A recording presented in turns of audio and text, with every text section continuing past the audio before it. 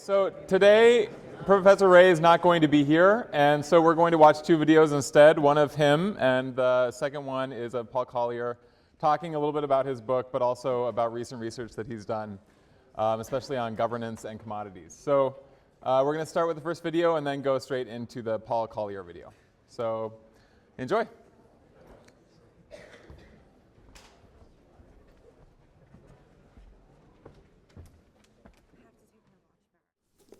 Hi there.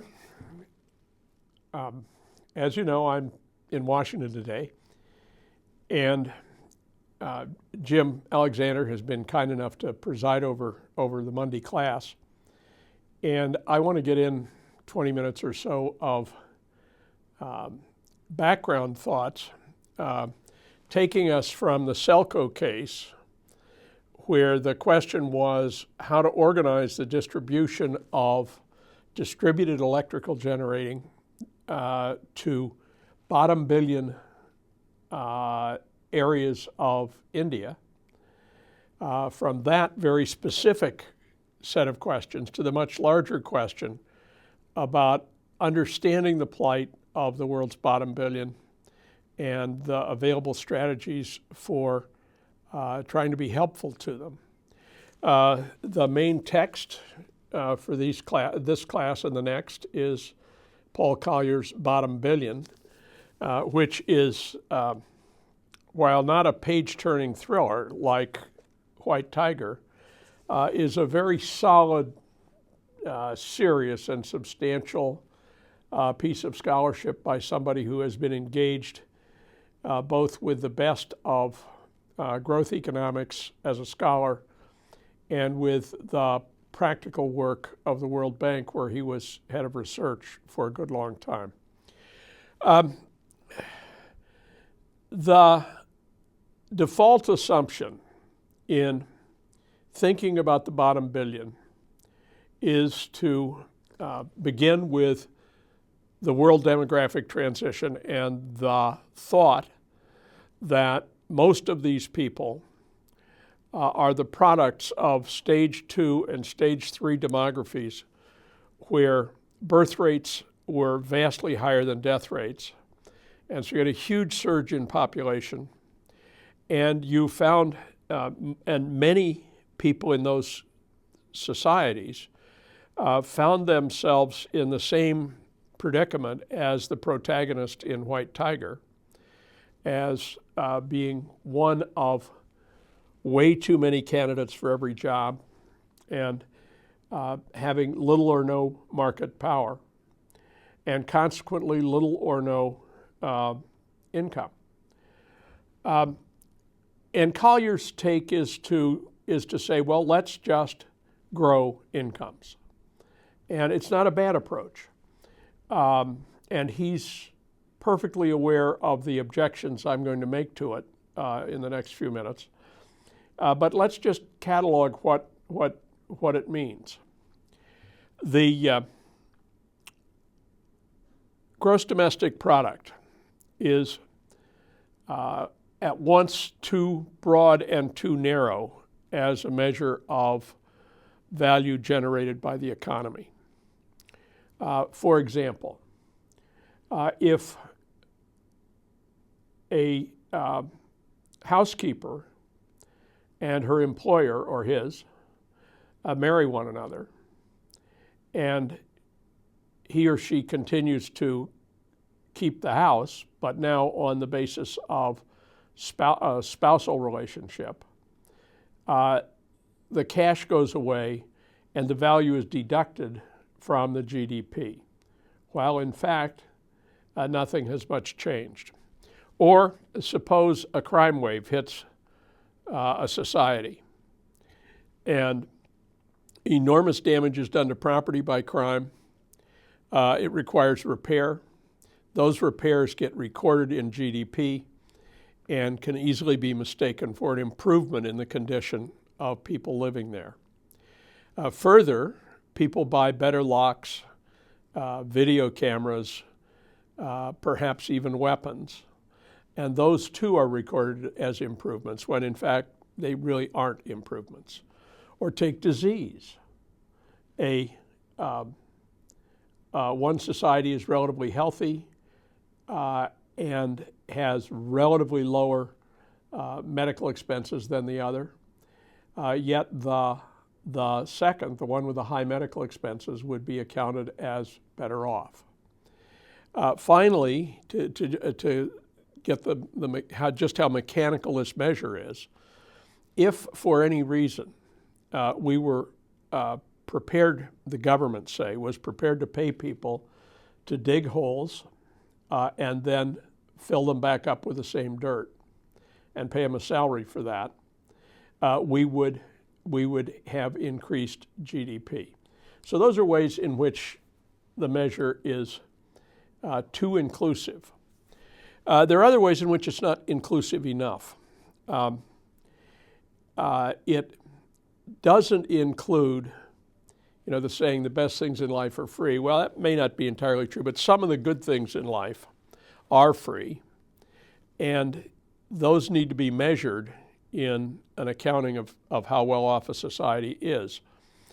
The leading substitute measure these days for GDP per capita is the Human Development Index, as put forward by the World Bank and parallel institutions, which takes GDP per capita as one part of the story, adds to it longevity, and then supplements that by adding a measure of education. So you get a somewhat broader measure that captures the surge we see in Hans Rosling's wonderful data animation as lives become longer and prosperity greater. So one thing to do is just tinker with the measure. There's a second set of issues that have to do with the value of income. I've got some childlike drawings here to share with you. If we represent the dollar income of Mr. A on the horizontal axis and of Ms. B on the vertical axis, then GDP for these two people is calculated just by adding the one to the other, with no attention to the distribution between them, so that all the points on this indifference curve would correspond to the same GDP as one another, and all the points on this indifference curve would likewise so correspond. Well, that's okay. There's nothing wrong with that, except if you want to infer from it the value shared by A and B in the use of that income. And a generally accepted hypothesis is that the value of income, and economists would use the term utility, let me just stick with value. The value of income first increases and then decreases at the margin, so that you get an S-shaped curve like this. On the horizontal axis, we have how much income people get, and on the vertical axis, how much value they derive from it. Now, imagine down here around point A, where people have precious little income, so little that they cannot feed and clothe and lodge themselves. Well, think of a setting like an American city and imagine doubling your income, annual income, from $25 to $50. Well, that would move you a little ways along the horizontal axis, but it wouldn't lift you up the vertical axis because it's not going to make a difference until you get to some threshold where you actually begin to get increasing returns from rising incomes, as in the zone I've labeled B here. And then eventually, at incomes like Richard Medley, whom we met a month ago, or Paolo Zanoni, who we'll meet in a couple of weeks, at their incomes, the so wide a range of material needs are already satisfied that the marginal dollar gets less and less valuable. The implication of this for the relationship between GDP per capita on the one side and a judgment of how well a society is doing on the other is that we should probably have some egalitarian bias in the way we interpret the numbers, where most people get to the level that I'm pointing at here, where the diminution of marginal value really sets in. Where most people get to that, that's kind of where you want to be. And Collier's emphasis on the bottom billion responds to that. And the Selco project, for example, which we saw well, actually I'm speaking just an hour after class, which we saw in Wednesday's class, is aimed at trying to bring people up that steep part of the curve, maybe not very far, but a little ways, by judiciously providing the opportunity to purchase electric light or electric power for such other purposes as running a sewing machine or preparing goods of some kind for sale. So the common sense response to this S-curve is to pay special attention to people who are near its bottom and try to find ways to help them push themselves up the curve. Now,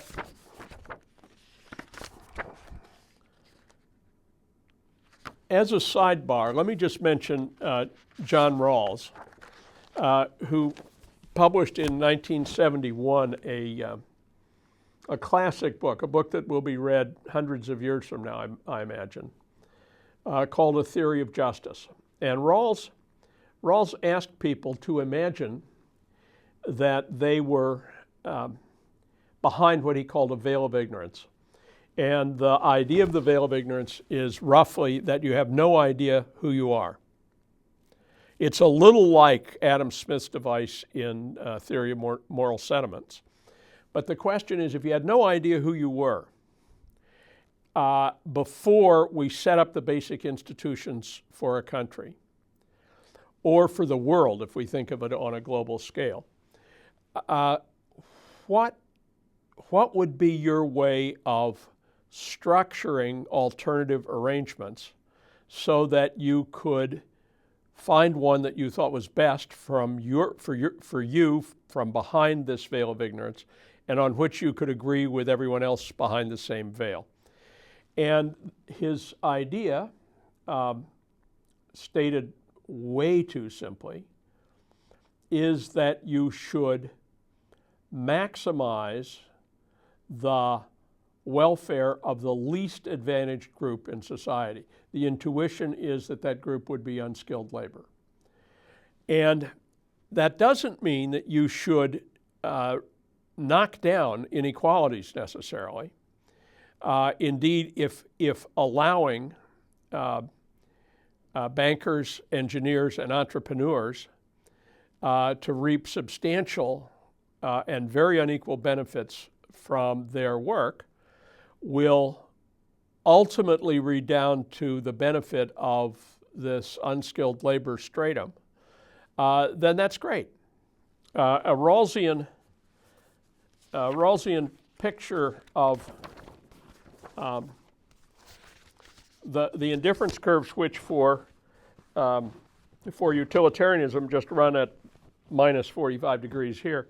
Rawls's are L-shaped, and so if we're here so that this person is way better off than this person, we try to move to a higher indifference curve from the point of view of the less advantaged person. And symmetrically here, we try to move in this direction. So that the L-shaped indifference curves, if there were just two people in the society, would drive us to seek the highest one, and it would have a powerful middle-of-the-road bias to it. But it wouldn't have so powerful an egalitarian kick that it would knock down equality to an extent which hurt even the less skilled parts of the workforce. Societies, and we know of societies that have reached that level. In my judgment, Castro's Cuba is just such a case, and I know it fairly well. North Korea, which I know much less well, appears to be such a case. Okay, so that's all by way of background, and now I just want to talk rather briefly about the introductory series of traps in Collier's book. And the traps are his way of summarizing things that can go very wrong for a country and put it way behind the rest of the world in economic growth. Now, as background, Collier is really thinking about what we would call emerging market countries. He's not thinking about Germany, Japan, Canada, or the States. He's thinking about India, Bangladesh, Kenya, Zimbabwe, Bolivia, Mexico, countries which are just finishing the world demographic transition and are relatively late entrants as full players in capitalist development. The majority of them, and Collier gives very little stress to this, and he probably should give more, the majority of these countries were colonial sites for European powers. And India is just such a case, for example, and the British Empire was enormous. Other countries were subject to the Dutch, the French, and the Spanish, and Spanish actually are quite important, European powers, which treated them as subordinate economies and structured their governance to the advantage of the metropolitan country. So trap one may be a colonial site and be set back by it. The other side to that story is that the colonial power sometimes left something good behind.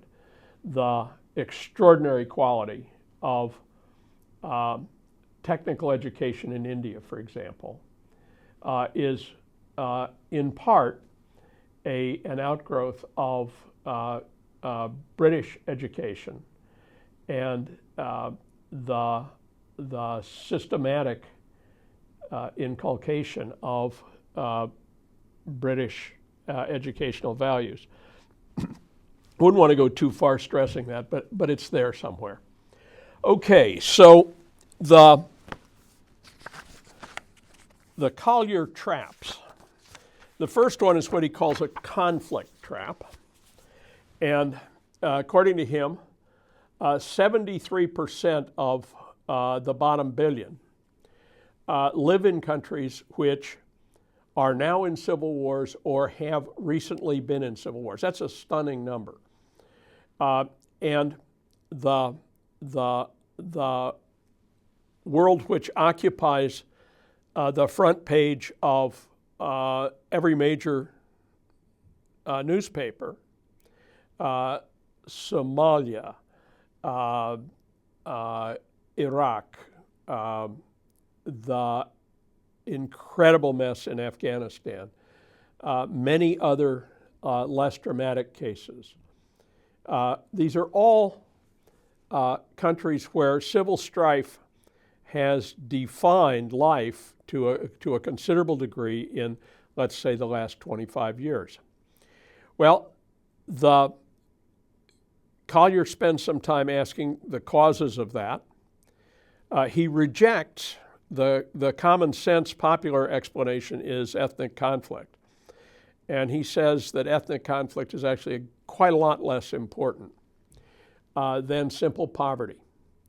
That countries with very low GDP per capita are greatly at much greater risk of civil war than countries with higher GDP per capita, and that countries with growing GDP are more secure than those with static GDP, particularly static GDP at a low level.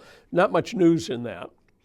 But it's actually very important, because if you think about the logic of capitalist development, and you take either the Coase theorem or de Soto's development of the Coase theorem seriously, which I do, and I urge you to, it's built on the foundation of the Westphalian nation-state system, which came into being in the middle of the 17th century.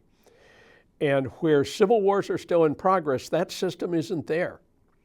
A civil war is indicative of a failed state, and a failed state can't perform the capitalizing functions of government, which are so central to the story de Soto tells us, and about which I think he is very right. The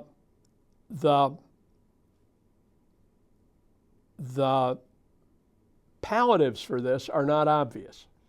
One thing we've pretty much learned is that third-party interventions in civil wars, by and large, are not terribly successful.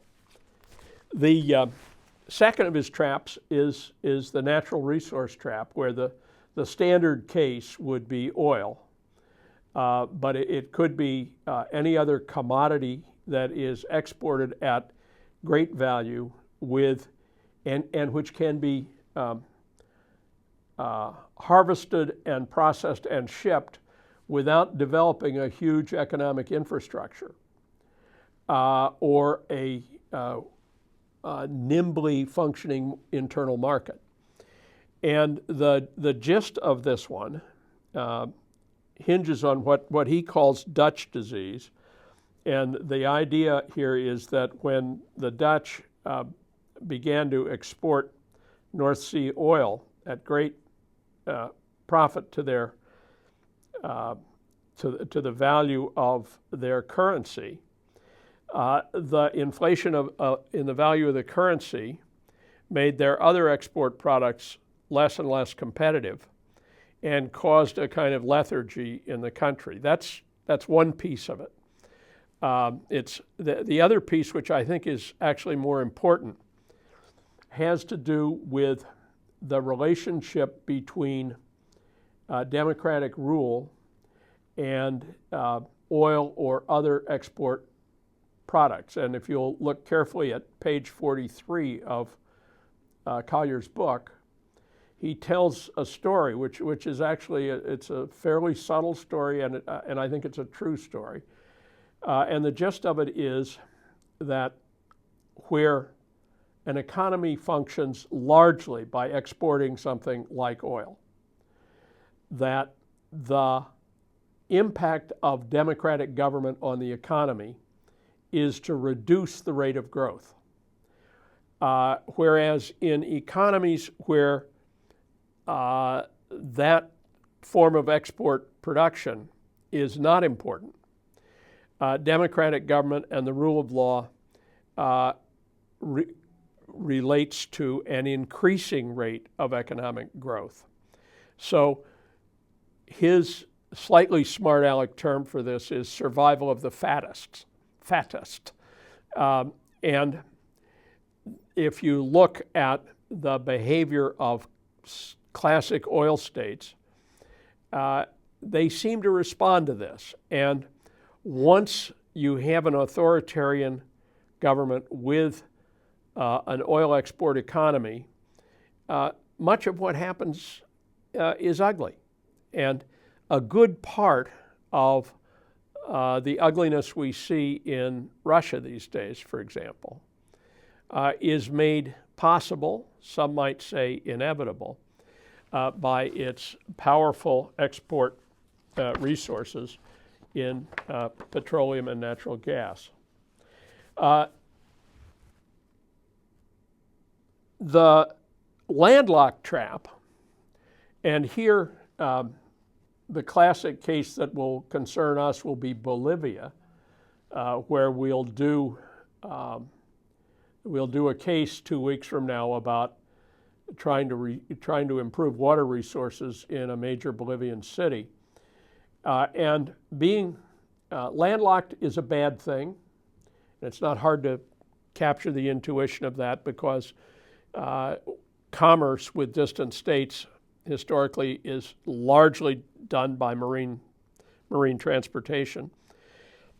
And absent ports of your own, you depend on ports of other countries, so that, for example, Switzerland depends on Italian and German ports, and Uganda or Rwanda would depend on Kenyan ports. And it's probably a better idea to depend on port systems like those of Italy or Germany than like those of Kenya, because they're far more developed. But there's another side to the story, which is that, as Collier points out, having rich countries for neighbors means you have large markets which don't require ocean-going shipping, so that, for example, Germany and Italy are not just in the way of exports from Switzerland, but become markets for those exports and breed a great deal of wealth. Indeed, Collier shows that a 1% increase in GDP per capita in a neighboring state correlates generally with about 0.4% of an increase in GDP in the landlocked country. We're almost done here. The last one is bad states are really bad for economies. And this one is a no-brainer. And there are two main ways for states to be bad: by being weak and unable to enforce the rule of law. Tune into tonight's 6:30 World News, and I prophesy 5 days in advance that there will be an account of death and destruction in Afghanistan, where the Taliban challenge the state for control of territory, and our soldiers try to bring a degree of order under almost impossible conditions. So weak states, failed states, the famous case of Somalia with its pirates would be another case. Iraq, after our intervention, was for a period a failed state, and it gives every indication of remaining either a failed state or a why don't I not prophesy about Iraq? I don't need to have a dog in that fight. The other bad government story is kleptocracy, and where the elites at the top of the government use it as a means for collecting rent from the rest of society. It is extraordinarily destructive to the economy because it takes away all the conditions which allow people to make investments and execute business projects and sell products in a sufficiently predictable way to grow the economy. The other clip you're about to see is Paul Collier himself in a TED Talk explaining, no doubt better than I can, what it is that the bottom billion is about. I look forward to seeing you on Wednesday.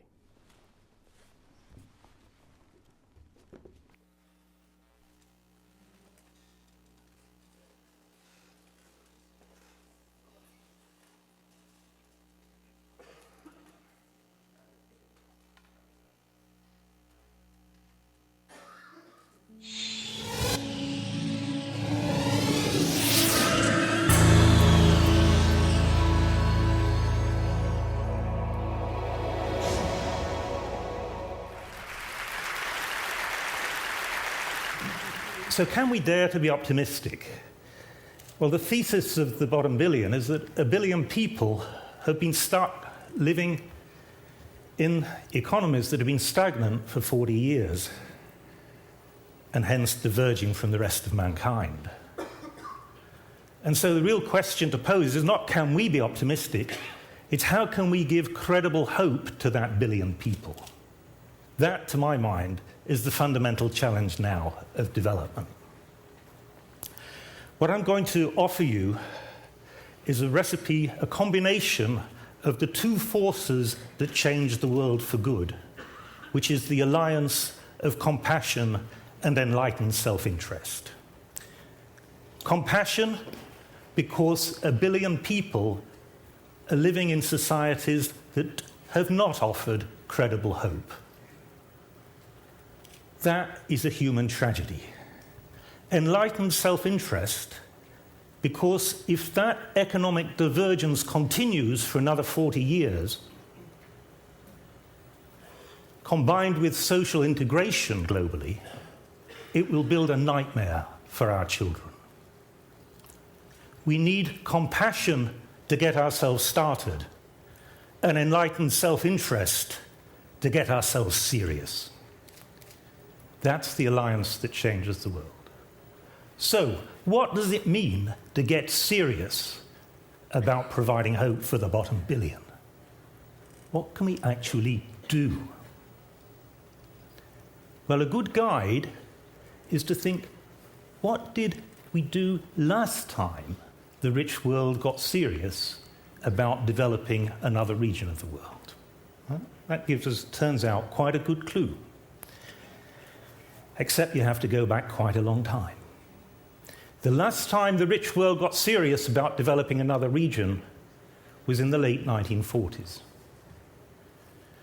The rich world was you, America, and the region that needed to be developed was my world, Europe. That was post-war Europe. Why did America get serious? It wasn't just compassion for Europe, though there was that. It was you knew you had to. Because in the late 1940s, country after country in Central Europe was falling into the Soviet bloc. And so you knew you'd no choice. Europe had to be dragged into economic development. So what did you do last time you got serious? Well, yes, you had a big aid program. Thank you very much. That was Marshall Aid. We need to do it again. Aid is part of the solution. But what else did you do? Well, you tore up your trade policy and totally reversed it. Before the war, America had been highly protectionist. After the war, you open your markets to Europe, you drag Europe into the then global economy, which was your economy, and you institutionalize that trade liberalization through founding the General Agreement of Tariffs and Trade. So total reversal of trade policy.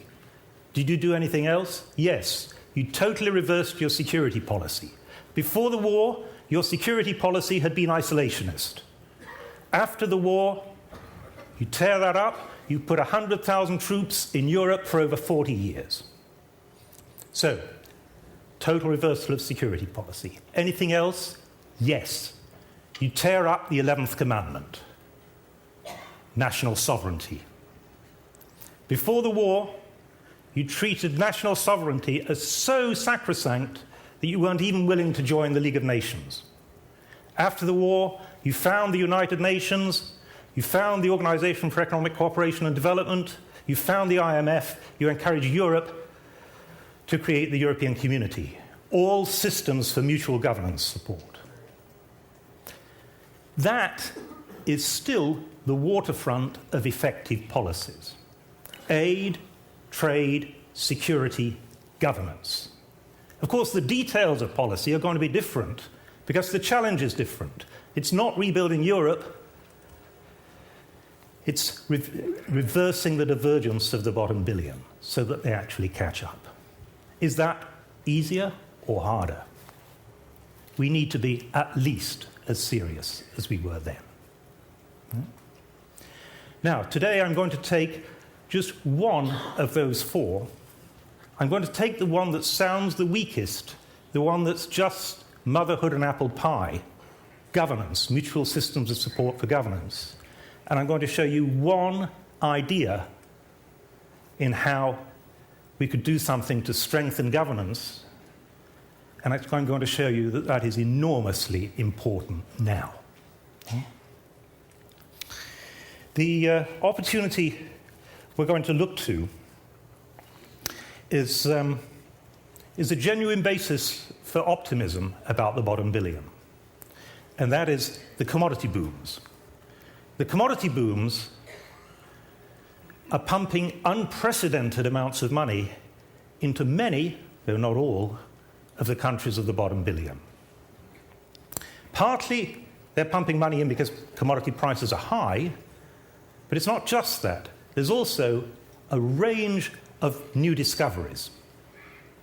Uganda's just discovered oil in about the most disastrous location on Earth. Ghana's discovered oil. Guinea has got a huge new exploitation of iron ore coming out of the ground. So mass of new discoveries. Between them, these new revenue flows dwarf aid. Just to give you one example, Angola alone is getting $50 billion a year in oil revenue. The entire aid flows to the 60 countries of the bottom billion last year were $34 billion. So the flow of resources from the commodity booms to the bottom billion are without precedent. So there's the optimism. The question is, how is it going to help their development? It's a huge opportunity for transformational development. Will it be taken? So here comes a bit of science, and this is a bit of science I've done since the bottom billion, so it's new. I've looked to see what is the relationship between higher commodity prices of exports and the growth of commodity exporting countries. And I've looked globally. I've taken all the countries in the world for the last 40 years and looked to see what the relationship is. And the short run, say the first 5 to 7 years, is just great. In fact, it's hunky-dory. Everything goes up. Right?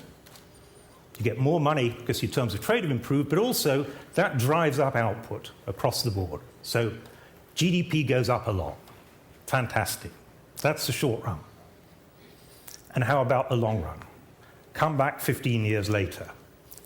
Well, the short run, it's hunky-dory, but the long run, it's Humpty Dumpty. You go up in the short run, but then most societies historically have ended up worse than if they'd had no booms at all. That is not a forecast about how commodity prices go. It's a forecast of the consequences, the long-term consequences for growth of an increase in prices. So what goes wrong? Why is there this resource curse, as it's called? And again, I've looked at that. And it turns out that the critical issue is the level of governance, the initial level of economic governance when the resource booms accrue.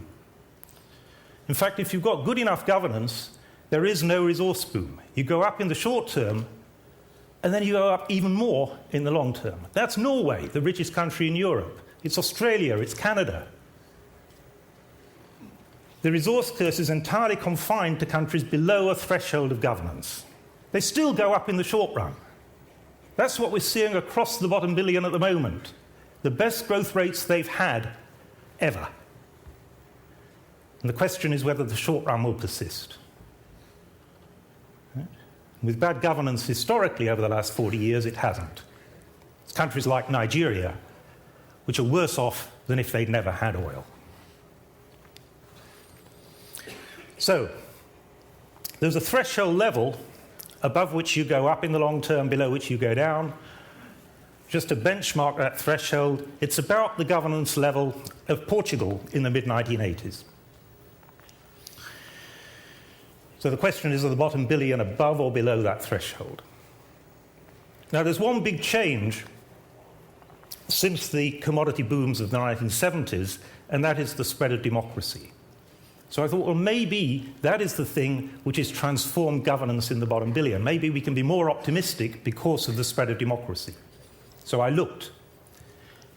democracy does have significant effects, and unfortunately, they're adverse.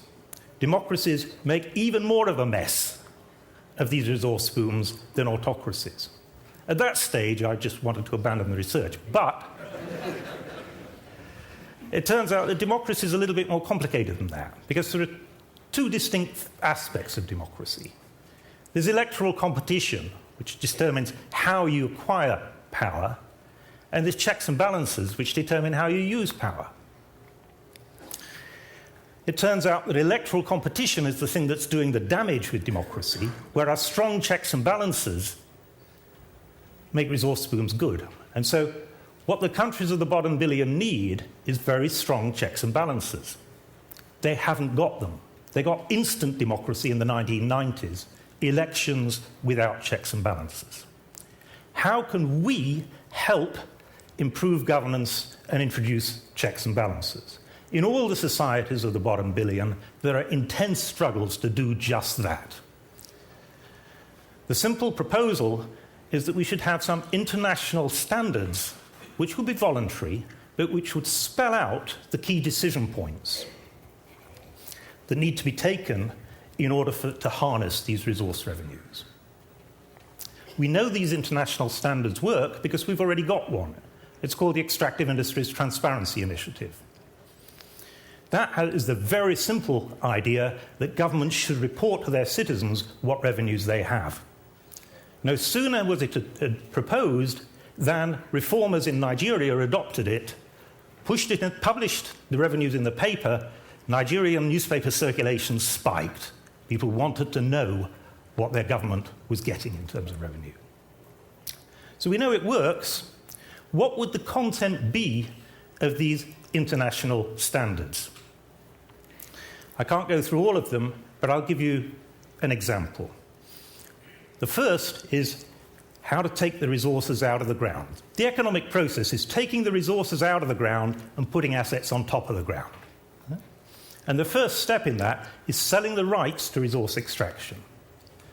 You know how rights to resource extraction are being sold at the moment? How they've been sold over the last 40 years? A company flies in, does a deal with a minister, and that's great for the company, and it's quite often great for the minister. And it's not great for the country. There's a very simple institutional technology which can transform that, and it's called verified auctions. The public agency with the greatest expertise on earth is, of course, the Treasury. That is the British Treasury. And the British Treasury decided that it would sell the rights to third-generation mobile phones by working out what those rights were worth. It worked out they were worth £2 billion. Just in time, a set of economists got there and said, why not try an auction? It'll reveal the value. It went for £20 billion through auction. If the British Treasury can be out by a factor of 10, think what the Ministry of Finance in Sierra Leone is going to be like. When I put that to the president of Sierra Leone, the next day he asked the World Bank to send in a team to give expertise on how to conduct auctions. There are 5 such decision points. Each one needs an international standard. If we could do it, we would change the world. We would be helping the reformers in these societies who are struggling for change. That's our modest role. We cannot change these societies, but we can help the people in these societies who are struggling and usually failing because the odds are so stacked against them. And yet, we've not got these rules. If you think about it, the cost of promulgating international rules is zilch. Nothing. Why on earth are they not there? I realized that the reason they're not there is that until we have a critical mass of informed citizens in our own societies, politicians will get away with gestures. That unless we have an informed society, what politicians do, especially in relation to Africa, is gestures. Things that look good but don't work. And so I realized we had to go through the business of building an informed citizenry. That's why I broke all the professional rules of conduct for an economist, and I wrote an economics book that you could read on a beach. However, I have to say, the process of communication does not come naturally to me. This is why I'm on this stage, but it's alarming. Right? I grew up in a culture of self-effacement. My wife showed me a blog comment on one of my last talks, and the blog comment said, "Collier is not charismatic." But his arguments are compelling.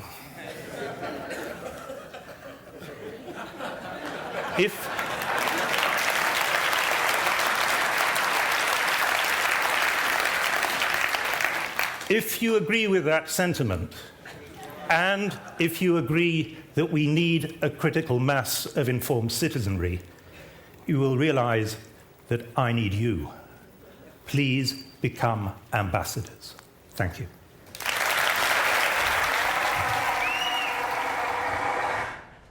Okay, Professor Ray will be back on Wednesday, and we'll see you then.